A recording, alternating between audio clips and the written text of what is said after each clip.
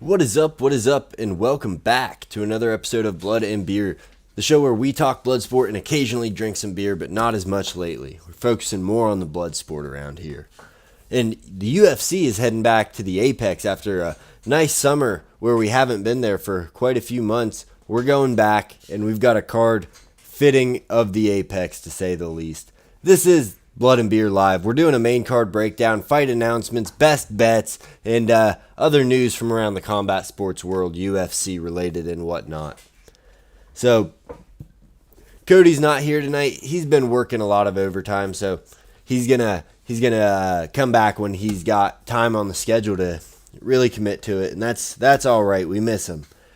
But yeah, UFC heading back to the Apex for Tatsuro Taira taking on Hyungsung Park in a battle of flyweights. One potentially a surging contender, the other an unknown star, perhaps undefeated Hyungsung Park. In Taira, he's coming in off of his first loss, but overall this card is not great. You know, very pedestrian. The co-main event, while it's a fun fight, I don't know if it's worthy of being a co-main event with Chris Duncan taking on Mateusz Rebeshki. I mean, great fight, fun scrap. Both dudes brawl, but neither, I think, are top 15, or if they are, Rebeshki's just fringe top 15, and it's not a great card. There's not a lot on it. Now, on the prelims, we have some fun contenders, and in the curtain jerker for the main event, or the main card, with Kevin Vallejos and Danny Silva. Kevin Vallejos is a monster. Dude's going to be champion someday. I can feel it. He fights like Ilya. And then you got Austin Bashi coming back off his first loss on the prelims, as well as undefeated Rafael Estevam. So there's some gems in the rough if you're looking for something to look forward to, but there's just no stakes and not a lot that matters at all in this card. So with that being said, I'm still a degenerate. Gonna watch the whole thing. It's at 9 p.m. on Saturday night. Six fight main card. Don't love to see it, but we're here for it, and we're breaking down Tatsuro Taira versus Hyungsung Park first. Taira's coming in as a minus 370 favorite. Park coming back as a plus 280 dog. And Park's taking this fight on about a week's notice. It was reported Sunday morning that Amir Albazi was going to be out of his fight with Tatsuro Taira, and we didn't get the announcement of who it was going to be until Monday afternoon. It was Amir Albazi being replaced by Hyungsung Park. So Hyungsung Park, he's undefeated, 10-0. All his fights in the UFC, I believe, have been by finish. I'll have to get that pulled up here. Dude's got fun striking and a decent ground game. But Tatsuro Taira is a phenomenal wrestler. He takes the back. He's like an anaconda. I could see a world where Hyungsung Park could make it a dog fight and bring the dog out of Tatsuro Taira. Goodness. He could make it a little messy, and we could see a 5-round fight where these guys are just going to war. We haven't seen Park's grappling tested yet. We've seen Tatsuro Taira roll with Brandon Royval. He looked great, but he lost that fight. We saw him rip Alex Perez's knee apart by taking his back in a nasty grappling exchange. So we've seen him. We just haven't seen Hyungsung Park to that level. If Park can stuff the takedowns and avoid the grappling exchanges, make it a fist fight, I think he has a huge advantage here. I don't love him as a dog, but I'm not super high on Taira. I think if it goes to the ground and Taira gets the back, we're going to see a pretty quick submission. So I would bet the under in this fight. Under 3.5 is what they have it set at, minus 125. I think that's definitely live. But, you know, Park could make it a dog fight. It's just coming in on a week's notice to a five-round fight. I mean, talk about stepping up. I know Tatsuro Taira hasn't beat anyone but Alex Perez at the top, but he's looked damn good while he's been at the top. So, tough test for Hyungsung Park, but I think he's a live dog at plus 280. And that brings us to our next fight. As I was saying earlier, Mateusz Rebeshki versus Chris Duncan. It's not worthy of a co-main event. This should be the third fight from the main event on a shitty fight night, but this is an Apex card, and this is what they're giving us. They're letting us know that they just don't give a shit about some of these cards. And Rebeshki's a minus 200 favorite, coming in off his split decision win over Miktebek Orobai and a potential fight of the year, or a fight of the year candidate last year. First fight back since October. He's taking on Chris Duncan, plus 170 favorite, coming in off 2 victories by submission, I believe. And Rebeshki is a stud. Dude's a tank. He's 5'7", a ball of muscle. When he's striking, he's putting up 7.2 strikes per minute, and he's not afraid to strike with you. Not a ton of power, but he'll get in your face and brawl. And then when he gets chest to chest, he's taking you down, and he'll get on top, and he's just powerful. He'll hold you there. He'll hit you with some ground and pound. If you give up your back, he's finding the submission. Chris Duncan, he can hold his own on the feet. I mean, he doesn't look great doing it, but he's got a good jab. It's technically sound, and he's just a brawler. He'll take one to give one. He'll take two to give one, and he's durable as hell. I mean, obviously Rubeshki is after his fight with Orobai where they went to war, but Chris Duncan just seems like, yeah, the guy might be able to get him out of there, and he never does, and Chris Duncan comes back and gets the win. I don't know if Chris is a live dog here, but he's always underestimated. I think this fight's going to go the over. I think it's going to be a decision for Rubeshki, but I wouldn't be surprised if Chris Duncan gets Rubeshki a little tired, pops him with the jab early in the third round, realizes he has him hurt, and just brings a straight right, puts Rubeshki out. I could see it happening in the third for Chris Duncan to put 3 in a row together, but yeah, and he's got a 5-inch reach advantage, and that's huge. 5-inch reach, 3-inch height advantage, so I like Chris Duncan here, but I don't know if I'm going to take him because I think Rubeshki, when things get dangerous, may just wrestle him, hold him up against the cage, hold him down, and ride his time out after an explosive first 2 rounds. And speaking of guys that were in Fight of the Year contenders last year, Esteban Ribovic, he's taking on Elvis Brenner. Ribovic is a -260 favorite. Brenner's +210 coming back. And the odds seem a little wide here. Now, Brenner is coming in off 2 losses in a row, a TKO loss to Joel Alvarez, and then Miktebek Orobai, who's no slouch as well. And Brenner's look good. He's got a lot of power for a guy with only 3 knockouts. He's nasty on the feet. He's out of shoot to box, so you know they put him through wars. And he's got 11 submissions to his name. So on the ground, he's no slouch. He can lock it up. But Esteban Ribovic, he's a fantastic boxer. He's durable, just like the previous guys we were talking about. And I think that he's probably going to overwhelm Brenner here. I don't think Brenner's pulling this one out. I think Esteban Ribovic has a better gas tank. I think his boxing in tight is going to be a problem for Brenner, who's a little bit more looping with his shots. And I think if it's at range, Ribovic has very nice body kicks. I think there's a lot of paths to victory here for Ribovic. But while they are wide odds, I could see a world where Brenner gets a submission in a weird position, or even knocks him out just because he's powerful. I think Ribovic is getting it done. And I'm not going to spend a ton of time on our next fight. We're 7 minutes in, and we're already past the halfway mark of this card. This card sucks. I mean, this card is absolute garbage. So this is going to be a short one. But Carol Rosa taking on Nora Cornoli. And Carol Rosa -190 favorite. Cornoli +160 coming back. Rosa's a good mobile striker. She's also got good Muay Thai striking. Nora Cornoli's pretty much only Muay Thai. She did get a submission last time out. She thumps. I mean, I think this should be more of a pick'em, but what odds I do like is at -500 or so. I like this fight to go to the decision. Parlay piece maybe. I'm not going to throw it in there, but if you're trying to build something big, this fight is going to decision. I would bet the house on it. So I don't have a strong feeling of who's going to win, though. Women's bantamweight is in a rough place right now. They just don't have many stars outside of Kayla Harrison and the returning Amanda Nunes. But that brings us to Neil Magny versus Elezu Zaleski dos Santos. Dos Santos -210 to Neil Magny's +175. And this is just a battle of who's going to get to stick around. It's a loser leaves town match. You know, Dos Santos coming in off his loss to Chidi Njokuani, I believe was his last fight out. Neil Magny, first round loss to Michael Morales. And both these dudes, decent strikers. I think what we're going to see is Dos Santos tearing up Magny's leg early in the fight. Magny's probably going to last to the third round, and if Dos Santos is gassed, Magny might get him out of there. But they're both vets. I don't have a huge feel for it, but this is exactly the kind of fight that they put on a doo-doo event like this.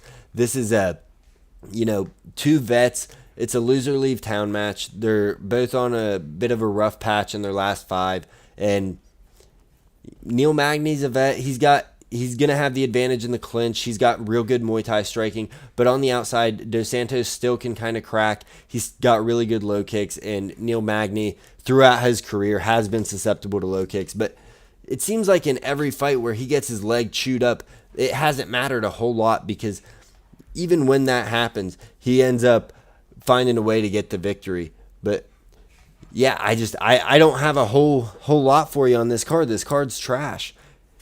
And hey, Lazy Bed, thanks for tuning in. How's it going?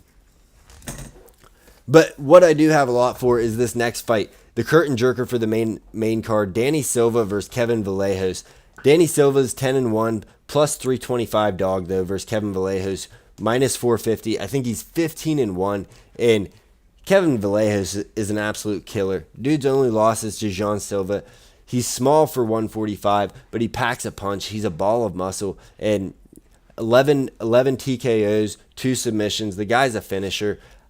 I like Kevin Vallejos here. Throw him in any parlay you want. I'm starting to climb this week, and he's my first leg of it at minus 410 is what I got him at.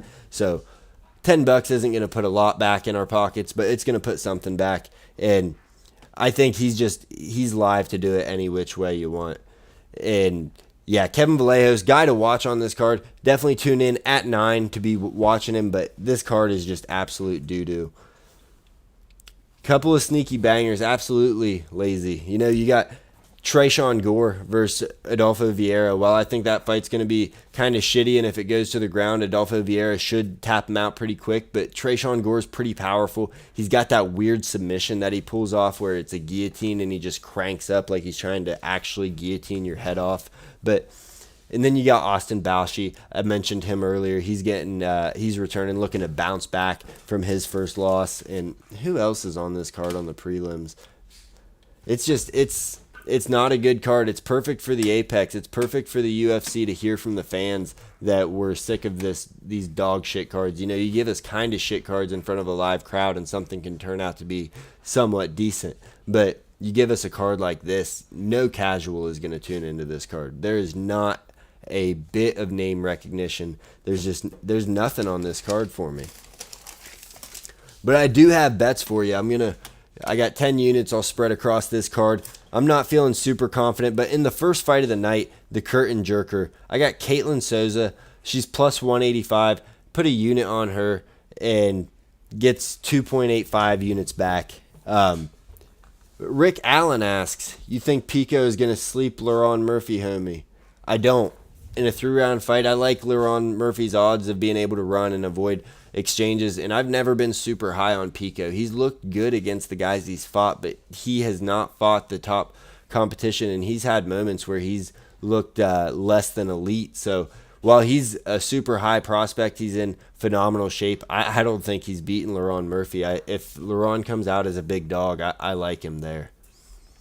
I hope he does, because he's a breath of fresh air, and it would be nice to have Bellator have someone representing them in a winning way that's exciting. I hope he wins. I think Leron Murphy's so good at anti-fighting that it's going to be a problem in that ring rust that Pico's going to have. Yes, I do think DDP is going to club and sub Hamzat Chimaev. Rick Allen. I think DDP's getting it done. Dude just cannot be doubted. And RDR was good proof to that a goofy, off-balance base is the best base for middleweight. We got to see it against Rob Whittaker. It solidified my thought that DDP is getting the job done against Hamzat Chimaev. My second bet of the night, though, just to throw something out there, I got Hyungsung Park at plus 280. 2 units on it gets a 7.6 back total. Then I got 5 units on Kevin Vallejos by KO, TKO, sub, or DQ at minus 135. 5 units gets us 8.7 units back. And then finally a little safe bet to just get a little bit back. Tatsuro Taira versus Hyungsung Park. I got 2 units on it. Gets us 3.6 back at minus 125. So this card sucks, and it sucks for betting. It was hard to look around and find anywhere to throw any sort of money on this card. And I hope that the UFC kind of looks at how the fans are looking at this fight card and are like, wow, maybe, the excitement that we get on the road, we should start utilizing the road more and save the Apex. Finally, just reserve it for Dana White Contender Series and the Ultimate Fighter.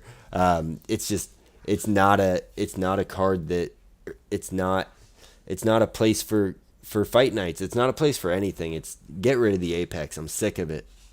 It served its purpose. It was great during COVID times, but at the end of the day, we need to just be done with it. It's dead now, and they give us the absolute worst of the worst when they go there. It's like they know nobody's gonna be watching, and it doesn't matter. They had their deal with ESPN. They already got paid. But we'll move on. Wrapping up the show, we have some fight announcements. We already mentioned Aaron Pico taking on Laron Murphy, stepping in on 3 weeks' notice for the co-main event of UFC 319. Yeah, Rick Allen says, bro, it's cheapest to do events at Apex, and Dana loves to save money and be cheap, so it's not going anywhere. I know it's not. I just wish it was. I wish they would recognize how, fighters get over but they're not making money off the fans anymore. They're making money off their broadcast deals, off their sponsors, off Power Slap, I guess. They say they are. There's not a shot in the world they are. But, yeah, so fight announcements. We already mentioned the Aaron Pico, Laron Murphy, and then you got Carlos Ulberg versus Dom Reyes for UFC Perth main event. That's a number one contender fight at 205. If Khalil Roundtree versus Yuri isn't, then that definitely is. Breathe some fresh air back at 205. What a story it would be for Dom Reyes to come back and capture gold after getting robbed in the eyes of many from the John Jones fight, and coming back after 2 knockouts after that, looking like his career's done and over with, and winning gold. That would be a hell of a story, but he's got a tough test in Ulberg. Ulberg's another guy that when you're dangerous, he'll kind of anti-fight you. So we'll have to see how that fight goes down. And then UFC 320, we have Ankalaev versus Alex Pereira 2, the rematch for the light heavyweight title. We got Merab Dvalishvili versus Corey Sandhagen for the bantamweight title. And then, as I mentioned, Yuri Prohashka taking on Khalil Roundtree on that card as well. And finally, UFC 321, Tom Aspinall defending against Cyril Gane for the heavyweight championship. Tom Aspinall's first official undisputed heavyweight title defense. And we're going to have Alexander Volkov versus Yalton Almeida at heavyweight as well. Likely a number one contender fight as well there. And then finally on that card, Iron Turtle, he's back taking on Ikram Alexskarov. And Alexander Rakic is taking on, I forget his first name, but Mirzakhanov. And that's going to be a fun fight. Rakic is a big 205er. Mirzakhanov isn't necessarily a big 205er, but he's a knockout artist. Dude's nasty. Not someone that's talked about a lot at 205, but he's filthy. That'll be a fun fight. And while the card this weekend is a drag, the fights that I just was talking about, what the UFC has given us, it shows us that there's brighter horizons. There's something to look forward to. And, that's what you got to do sometimes. This game, this UFC MMA world, it goes in waves, and sometimes it's just absolute dog shit, and you gotta roll with it, because every now and then you have an Ilya, you have a Conor McGregor emerge, and you have something entertaining. But this weekend, we sure as hell don't. Short show for you this week, only about 20 minutes, but that's all I got for you. Thank you for tuning in. Blood and Beer. Have a great